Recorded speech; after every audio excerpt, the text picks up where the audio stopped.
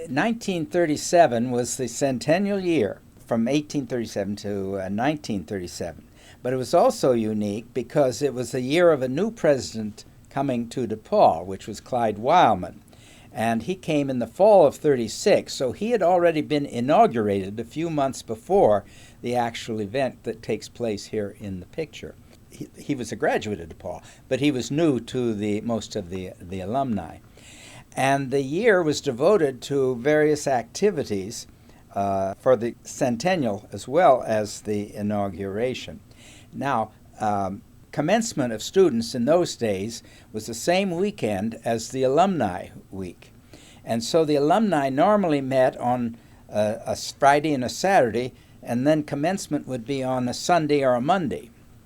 So this celebration that we're seeing here takes place over a 4-day period in here.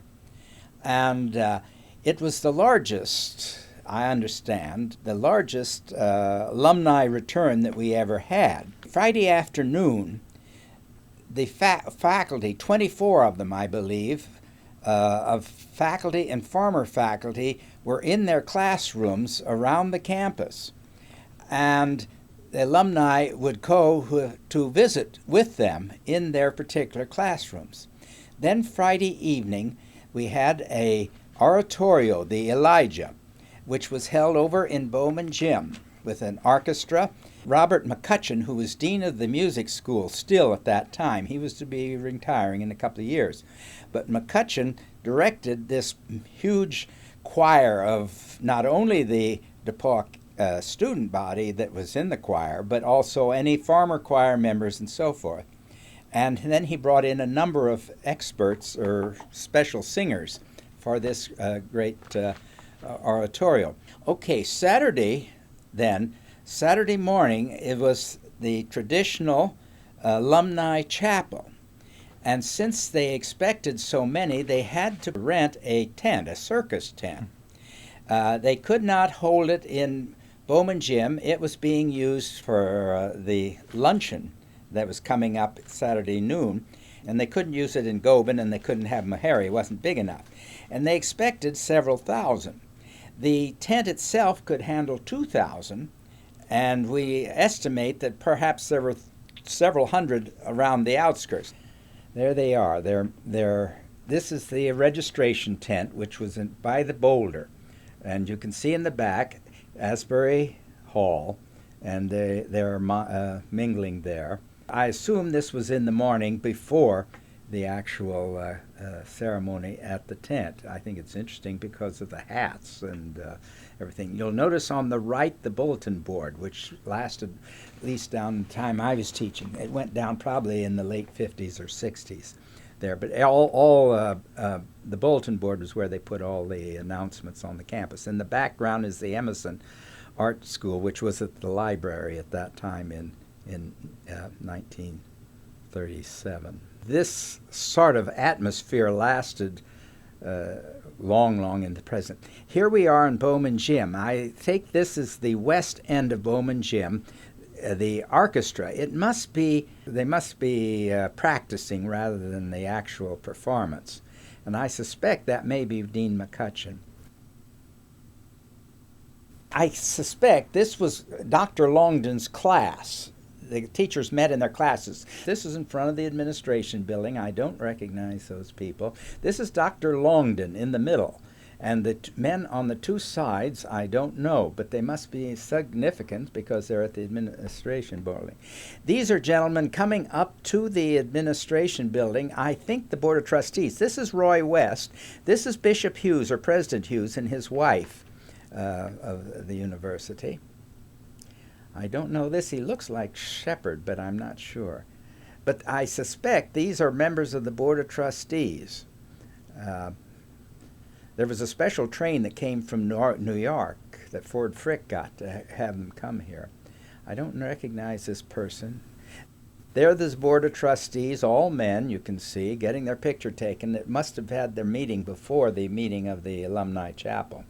Then we're going over to the Alumni Chapel, a publication building in the rear, and the university band is marching through the campus in here. All male, if you'll notice, and to the left is the tent, which was to have the chapel.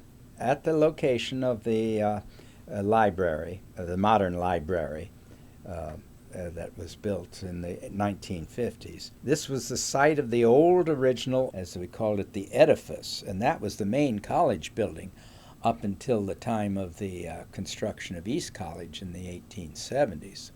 So these people, the early ones here, had studied in that particular room.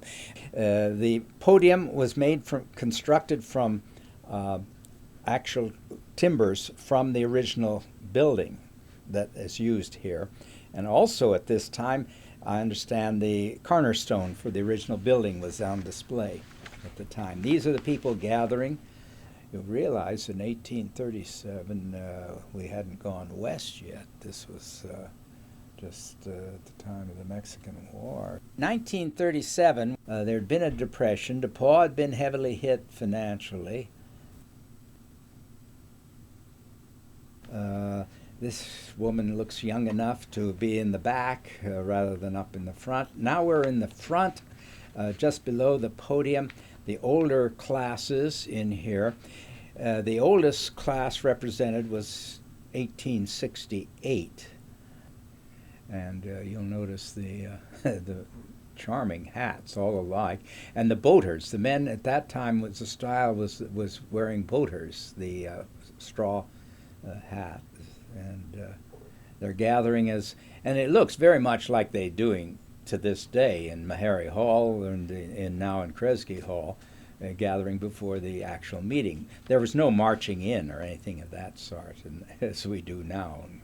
As far as the country was concerned, this was 2 years before the beginning of the Second World War, though we didn't enter until 1941. So many of these younger men here would probably have served in the Second World War. This is in the front here, I assume, is the group of men from the original classes. I don't know, there may be any from the classes as far back as 68. There may be a smattering of women from that period, from the 70s on. See, you'll notice they still have the signs in here, 1868 to 1887. That was the area of those people there in the front row. There is Dr. Longden and Professor Tilden, Francis Tilden on the left, Henry B. Longden on the right. And in the left rear is Russell Alexander, who was in charge of promotion and everything of that period in the late 1930s. They're greeting people before the actual meeting. This is Dean Mccutchen of the School of Music and ex-President Hughes. Hughes was to speak or give the prayer, I'm not sure which, at the meeting. Behind him to the left is G. Herbert Smith, who was director at that time of the Rector Foundation. Now the Alumni Chapel begins. Francis Tilden, Professor Tilden, dear beloved professor of the English department, was the one in charge. I do not identify this person, but he must be probably a president of the Alumni Association or something of that sort. A choir sung, or four students. I suspect they're students. They look young enough of that era, gave some kind of a song. Can't identify another person who is giving his talk. Now we're bringing up the oldest alum. Oh, this is Roy West, chairman of the Board of Trustees. I can't figure this man out. He comes in the film several times, but now this gentleman is Mr. Westerfield, John Westerfield of Kansas City. He is the oldest living alumni, and he is going to be receiving the cane. He graduated in 1868, just 3 years after the Civil War, and he took the bus from Kansas City with his daughter. He wanted to see the world. He's getting the cane, and he makes an address which became rather famous. He said at this time that he never used a cane, but that when he grew older he might need this. He was 92 at the time. Now we're on the lawn, I suspect, after the luncheon, which was held over in Bowman Gym. And this is the class of 1927, which would be the 10-year anniversary class, getting the anniversary picture, as we always have these pictures. And you'll notice East College in the rear, and with the fire escape still there.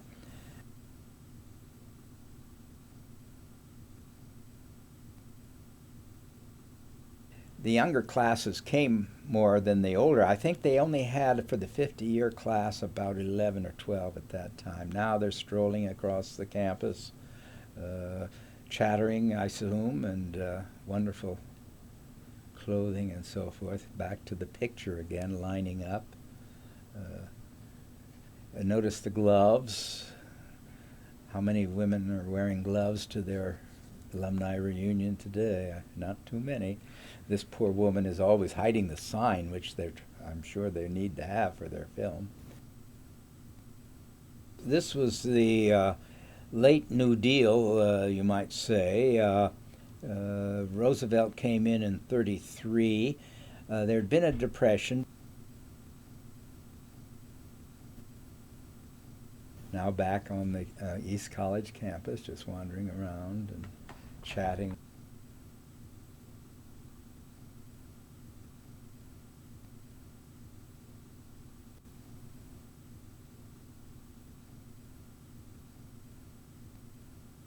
Just cluttering around. It almost looks as if it's a repeat of the earlier part of the film. And you can see the tent in the background, the big tent. Notice it must have been lanterns that they had for evening. There seemed to be no evening activities. This is Professor William Warren Sweet. He had retired from DePauw, but he's the one that wrote the book. He had written the DePauw Centennial history. These gentlemen I do not recognize, but as I say, Ford Frick came and organized a train from New York to come to this occasion, and with him was Howard Shepard, whom I believe this may be Shepard, and Bernie Kilgore and some of the greats of earlier time. There's Dr. Longden in front of East College talking to some lady. Don't recognize this person. These people. Just, they may be stray alums, or they may be somebody the cameraman thought was important. But this was typical of that time, sitting around the campus and talking. The style of men's hats were changing, though they only wore boaters in the summertime. This is a young guy in a white suit. This man came from Japan. He was the oldest graduate. The graduate who came the furthest, and he got an honorary degree that weekend at Takasuki. Back of Takasuki is Professor Harold Zink. And then in the afternoon, they had a baseball game between the varsity and the alumni.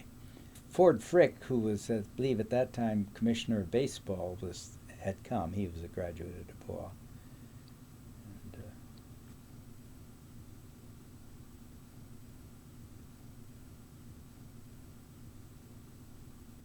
This is at McCain Field, which is now used, I think, for the women's field hockey. This is Roy West. They went out Sunday after baccalaureate. Mrs. Lucy Rowland Rector hosted the Rector Scholars for luncheon and the Rector Big Shots out at Longden Hall. And they're coming out of Longden Hall after that thing. She was given a book with letters from the former Rector Scholars at this particular occasion.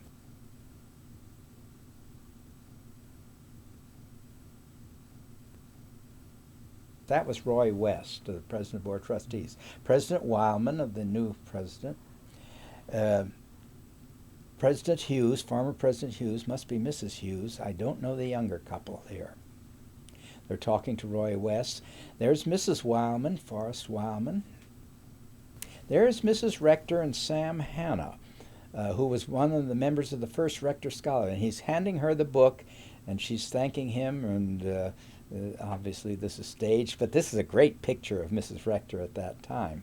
And she was in her 80s, so she was pretty spry. I don't know who the gentleman is, but I suspect they must have been very early Rector Scholars, maybe the first group of Rector Scholars. They are now out at the Forest Hill Cemetery laying a wreath on Edward Rector's grave. Mrs. Rector and President Hughes, and she was to be buried there in 1949. And there's Roy West on the right, Sam Hanna and Mrs. Hanna, Lillian Hanna. Sam was in the first class of Rector Scholars.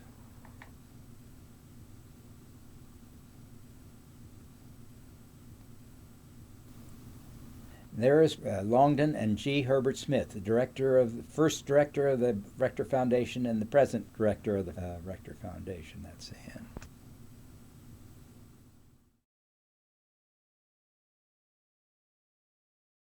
I think it is unusual because we have probably there in actual, not living color, but actually a film of some of the major figures of the 1930s and 20s. We don't have President Oxenham, but we have Longden and we have Mrs. Rector, and in that sense, I think we can see them. I was talking to Lou Gulick and showed him this last night, who is doing the history of the Rector Foundation. And as far as we know, this is the only film we have of Mrs. Rector and of Longden, who was the grand old man of DePauw at that time.